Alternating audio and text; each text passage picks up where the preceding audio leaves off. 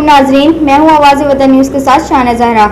आइए नजर डालते हैं अब तक की हेडलाइंस पर। DG rangers Sindh major general Azhar Waqas ने मुहर्रम उल हराम के हवाले से तमाम मुक्काम फिक्र के जयद उलमा और अकाबरीन से कराची में मुलाकात की है। तर्जुमान रेंजर्स के मुताबिक डीजी रेंजर्स ने उलमाए किराम को मुहर्रम उल हराम के दौरान सिक्योरिटी इक़दामात से आगाह किया।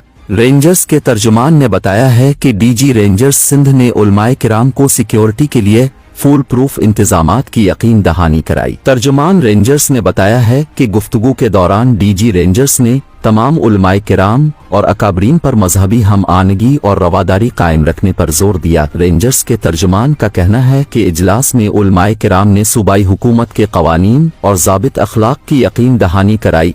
तर्जुमान रेंजर्स का मजीद कहना है कि इजलास में कवानीन की खिलाफ वर्जी करने वाले अनासिर के खिलाफ कार्रवाई की यकीन दहानी कराई गई। सिंध रेंजर्स के तर्जुमान का ये भी कहना है कि उलमा के वफद ने सिक्योरिटी इक़दामात को सराहा और अपने भरपूर ताउन का यकीन दिलाया।